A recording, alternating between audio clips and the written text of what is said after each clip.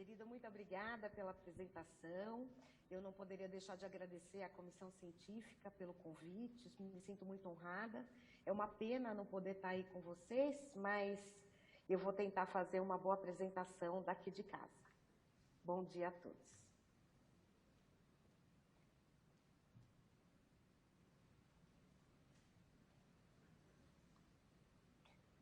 Bom, coube a mim um tema bastante interessante, que foi falado top 5 em comorbidades e eventos adversos. Esse é meu slide de conflito de interesses, apesar de que eu não tenho nenhum conflito para essa apresentação. E, inicialmente, eu vou apresentar para vocês esse estudo que fala de biotipos de alterações neurocognitivas associadas ao HIV, com base na patogênese viral e na resposta imune. Antes de dar continuidade, eu gostaria de dizer, que eu procurei fazer uma seleção bastante rigorosa do ponto de vista científico e que eu acredito que vai acrescentar algo na nossa prática clínica diária. Bom, essa revisão, ela nos mostra o quanto os distúrbios neurocognitivos são prevalentes, apesar do início da terapia antirretroviral, e torna-se um desafio compreender os mecanismos e identificar possíveis tratamentos para essas alterações. Os pacientes geralmente têm deficiências semelhantes do ponto de vista fenotípico e podem ter processos de doença completamente diferentes uns dos outros. E a subcategorização em biotipos, com base na patogênese viral e na resposta imunológica, vai talvez servir como mais uma ferramenta para diagnóstico e intervenções em termos de tratamento mais eficazes do que a gente tem atualmente.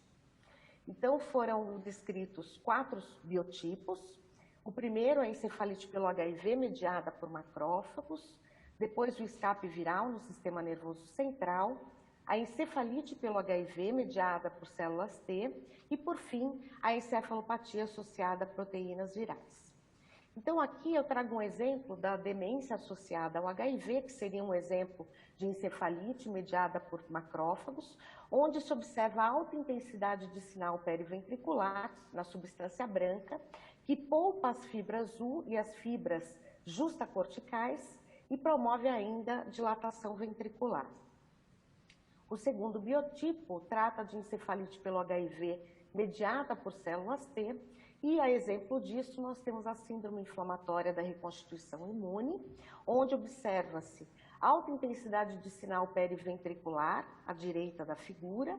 que se estende às fibras justacorticais e ao córtex, como vocês podem observar na seta menor.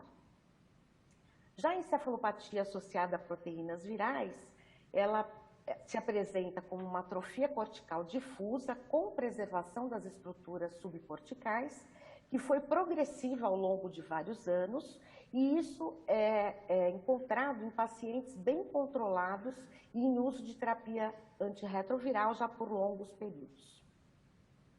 O escape viral no sistema nervoso central tem como principal exemplo a leucoencefalopatia multifocal progressiva, onde nota-se áreas focais de lesões de alta intensidade de sinal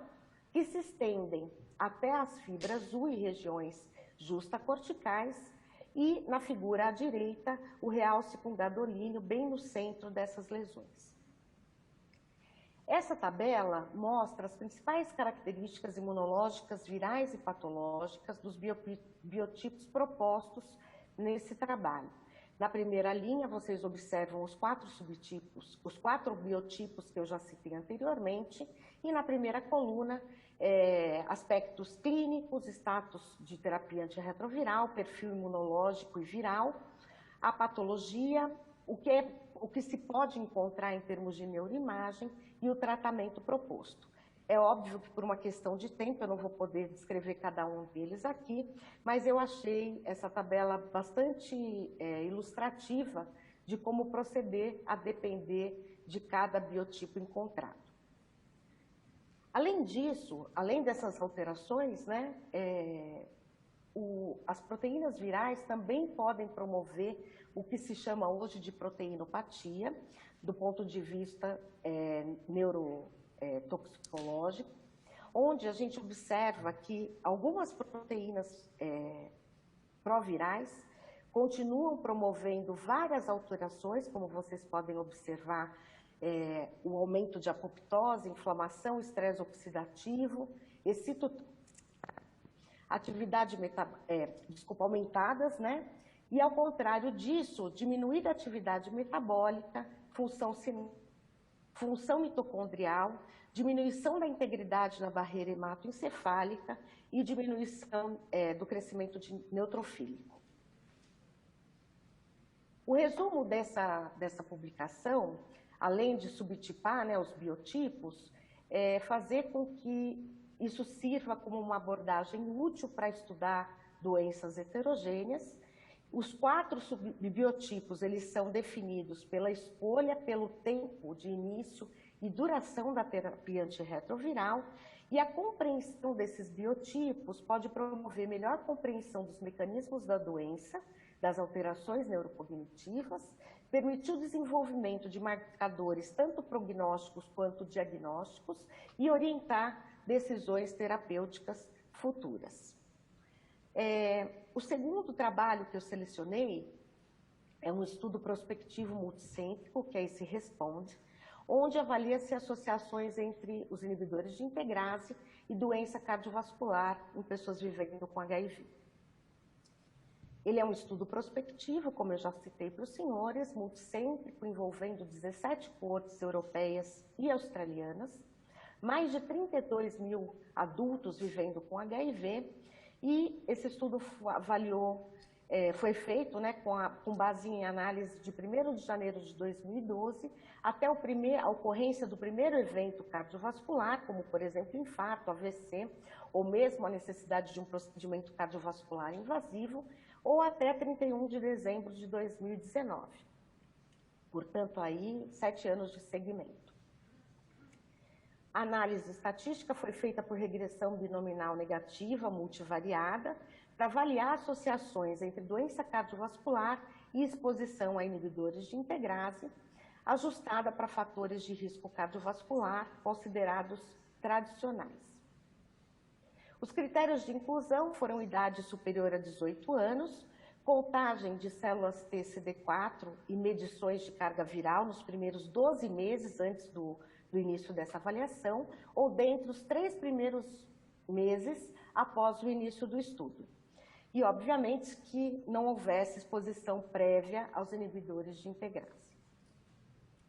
Então, foram quase 30 mil pessoas vivendo com HIV, na sua esmagadora maioria do sexo masculino, né? E menos de 1% de transgêneros, o que eu achei interessante, uma vez que essa população começa a aparecer com o seu poder nos estudos na literatura. A mediana de idade foi de 44,3 anos, com um intervalo interquartil de 36 a 51, e até 31 de dezembro de 2019, 14 mil pacientes, ou seja, quase 50% da amostra, tinha sido exposta aos inibidores de integrase. A mediana de segmento foi de 6,16 anos, como eu já citei anteriormente, e apenas 2,5% dessa amostra tiveram evento cardiovascular com uma taxa de incidência de 5 eventos por 1.000 pessoas ano. Essa figura demonstra a taxa de incidência bruta do desfecho composto de doença cardiovascular. Vocês podem, de acordo com a exposição, né, com o tempo de exposição aos inibidores de integrase, e aqui nós temos a taxa de incidência ajustada, onde notamos que, à medida que o tempo de exposição aos inibidores de integrase vai aumentando, né, como vocês podem ver aqui, de mais de 0 até 6 meses, e depois chegando até mais de 12 até 24 meses, a gente nota um aumento significante dessa taxa de incidência, sendo que a partir de 2 anos de segmento, essa taxa de incidência volta a valores pré-exposição a inibidores de integrase. Como conclusão, Os autores encontraram, então, um início considerado precoce para a utilização de inibidores de integrase, um excesso de incidência de doença cardiovascular, principalmente nos 2 primeiros anos de exposição a essa classe de antirretroviral. Análises em outros grandes estudos é sugerida por esses autores, principalmente no sentido de avaliar e excluir potenciais fatores de confusão e viés de seleção para esses estudos. O meu terceiro trabalho, trata-se de uma revisão sistemática e meta-análise da incidência de alteração na função renal entre pessoas vivendo com HIV/AIDS. Foram utilizadas essas bases de dados antes de maio de 2021, utilizando-se para avaliar a qualidade a escala de Newcastle-Ottawa e a incidência e o intervalo de confiança de 95% foram calculados usando modelos de efeitos aleatórios. Os resultados, é que foram compilados quase 4.000 estudos, sendo que apenas 59 deles foram elegíveis, desses 30 utilizando a equação do CKD-EPI e os demais a equação do MBRD, e foi considerada uma função renal alterada 40 estudos com taxa de filtração glomerular estimada menor do que 60 ml por minuto, 7 estudos com uma diminuição maior de 25% da taxa de filtração glomerular estimada e 6 estudos com taxa de filtração menor do que 30 e mais 6 com taxa de filtração menor do que 90. E essa incidência compilada, demonstrada aqui nessa figura, nos traduz 12,5% para aqueles com taxa de filtração glomerular estimada menor do que 60, de uma forma global, sendo que, em termos de variáveis, chamou atenção a população europeia e do Pacífico Ocidental, como vocês podem ver por essa tabela, por essa figura. O fato de ter renda per capita média para mais baixa ou média alta, predominantemente pacientes da raça branca, diferentemente do que vários estudos mostram na literatura, atribuindo uma incidência maior para a população da raça negra, com mediana de idade maior ou igual a 40 anos, então isso é esperado, apesar de que eu não trouxe aqui salientando, mas se vocês tiverem oportunidade de ler essa meta-análise, vocês verão que não houve diferença quando comparou-se pacientes com idade inferior a 60 anos com aqueles com idade maior ou igual a 60 anos. E o início da terapia antirretroviral com tenofovir também teve uma incidência aumentada quando comparados com os demais antirretrovirais. Como conclusão, os estudos, em sua maioria, tiveram a taxa de filtração glomerular estimada menor do que 60, foi a mais estudada e a mais representada, seguida por aqueles que tiveram uma diminuição da taxa de filtração glomerular maior do que 25%.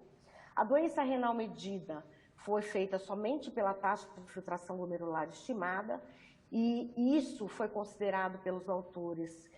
uma avaliação subestimada para o grau, para a instalação, vamos dizer assim, da doença, da injúria renal crônica, e, portanto, é sugerido que se faça associação de outros indicadores, como, por exemplo, a presença de proteinúria, além da utilização dessas equações para cálculo da taxa de filtração glomerular. Trata-se da primeira iniciativa de resumir as estimativas de incidência das alterações renais determinadas pela taxa de filtração glomerular estimada em pessoas que vivem com HIV/AIDS no mundo como um todo, mas foi estabelecida a necessidade de critérios diagnósticos mais uniformes no que diz respeito à avaliação da alteração da função renal. E, portanto, é sugerido que dados de todas as regiões geográficas, etnias e renda per capita sejam feitos para que essas evidências tornem-se mais esclarecedoras. O meu quarto estudo trata-se de uma meta-análise, onde pessoas que vivem com HIV têm mais baixa densidade mineral óssea e risco aumentado para fratura. O objetivo, como nós sabemos, né, tanto o HIV quanto alguns antirretrovirais diminuem a densidade mineral óssea e aumentam o risco de fratura. E o intuito seria, então, investigar a diferença no risco de fratura quando comparamos pessoas vivendo com HIV com seus controles negativos. Foram avaliadas essas bases de dados entre 2000 e 2018 e selecionados, portanto, 35 artigos, onde tínhamos 106 mil pessoas vivendo com HIV e os controles negativos representados por mais de 200 milhões de pessoas. Como nós podemos observar através dessa figura, essa foi a comparação da densidade mineral óssea na coluna lombar, aqui à esquerda, favorecendo os controles negativos, quando comparados com portadores de HIV, do mesmo modo que foi observado no quadril, no que diz respeito à densidade mineral óssea. Com relação à comparação dessa densidade após serem pareadas idade e índice de massa corpórea, ainda assim permanece um favorecimento, vamos dizer assim, aos controles negativos, assim como para a densidade mineral óssea no quadril.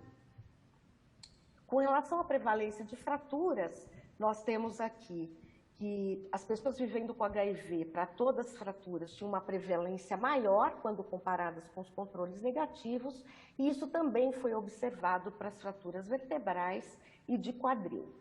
E, de uma forma menos impactante, para as fraturas consideradas por fragilidade ou mesmo para as fraturas de punho. Com relação a limitações dessa meta-análise, os autores colocam que alguns artigos foram incluídos, mas não foram desenhados especificamente para avaliar a prevalência de fraturas ou mesmo da densidade mineral óssea nessa população, e que, portanto, isso pode ter gerado fatores de confusão, principalmente no que diz respeito à heterogeneidade clínica, uma vez que foram incluídos nessa análise estudos de caso-controle transversais de coorte. Como conclusão, é sugerido que a idade de rastreamento do risco de fratura em pessoas vivendo com HIV/AIDS deve ser menor do que a gente utiliza para essa avaliação na população em geral, não infectada, e uma revisão sistemática de maior escala do impacto da infecção pelo HIV na saúde óssea e na prevalência de fraturas foi conseguido através dessa meta-análise. Observando, então, que os portadores de HIV têm realmente mais baixa densidade mineral óssea, tanto na coluna lombar quanto no fêmur, no quadril, e tem também maior prevalência e incidência de todas as fraturas, o que reforça o que eu já venho discutindo há anos com vocês sobre a importância de se avaliar ocorrência de osteopenia ou osteoporose e fratura nessa população que a gente acompanha nos consultórios e ambulatórios. Por fim, eu trouxe aqui uma outra meta-análise de estudos randomizados e controlados, avaliando a segurança de terapia dupla, né? Eficácia e segurança de terapia dupla, com base no uso de inibidores de protease, para pacientes virgens de terapia antirretroviral. O objetivo, então, foi avaliar a eficácia e a segurança em esquemas de terapia dupla baseados em inibidores de protease, com booster de ritonavir. Com relação aos métodos, foram utilizadas essas bases de dados, como Embase, PubMed e Cochrane, de janeiro de 2006 até junho de 2021, portanto, um período bastante extenso que vai tornar esse estudo ainda mais robusto. Como indicador primário, se tinha a taxa de supressão viral e contagem de linfócitos T CD4, e indicador secundário, a taxa de eventos adversos relacionados à utilização da terapia dupla. Essa publicação se preocupou com relação à qualidade dos estudos, né? Fazendo essa avaliação do risco de viés, e como vocês podem ver pelas barras em verde, todos os estudos foram considerados de baixo risco. No que diz respeito à supressão viral, a comparação da utilização de inibidor de protease com booster de ritonavir, seja com a utilização de 2 inibidores de protease, seja para a utilização de inibidor de protease com inibidores da transcriptase reversa nucleosídeos, seja para associação tanto de lopinavir quanto de darunavir com inibidores de integrase, ou mesmo da utilização de inibidor de protease com não nucleosídeo, não demonstrou diferença em termos de supressão viral, quando comparados à terapia tripla. E aqui, esse diagrama demonstrando diferentes indicadores de resultado, e a gente pode notar, então, que a utilização de inibidores de protease com inibidores de integrase como terapia dupla teve vantagem do ponto de vista de ganho imunológico em relação à terapia tripla e também com relação à supressão viral. Da mesma forma em que a utilização de darunavir com inibidor de integrase foi superior no que diz respeito à supressão viral, apesar de não ter havido diferença em termos da ocorrência de eventos adversos. E, por fim, a utilização de inibidores de integrase, principalmente darunavir, em associação com o inibidor de integrase, teve uma vantagem no que diz respeito à mudança na contagem de linfócitos T-CD4, também sem alteração em termos de eventos adversos quando comparados à terapia tripla.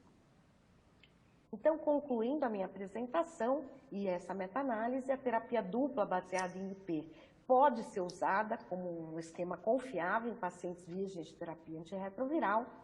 A associação de darunavir com booster de ritonavir e inibidor de integrase foi superior na inibição da replicação do HIV e na reconstrução imunológica, sem que tenha havido impacto na ocorrência de eventos adversos e, portanto, trata-se de uma alternativa eficaz ao esquema triplo em pacientes que vão iniciar o tratamento antirretroviral.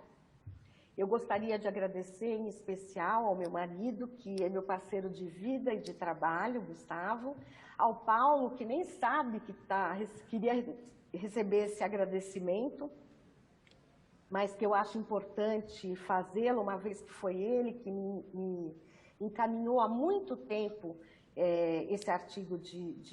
sobre alterações ósseas, e a Tânia Vergara, que foi quem me conseguiu também o artigo sobre a apresentação que eu fiz de doença cardiovascular, que foi muito recentemente publicada e ainda não estava disponível. Esse é meu e-mail, caso alguém queira entrar em contato, vai ser um prazer responder. E termino aqui minha apresentação convidando a todos para o 10º workshop de comorbidades e eventos adversos em HIV/AIDS, que ocorrerá, se Deus quiser, esse ano no formato presencial, nos dias 19 e 20 de agosto, e vocês poderão ter maiores informações através do site www.comorbidades.com.br. Muito obrigada pela atenção de vocês.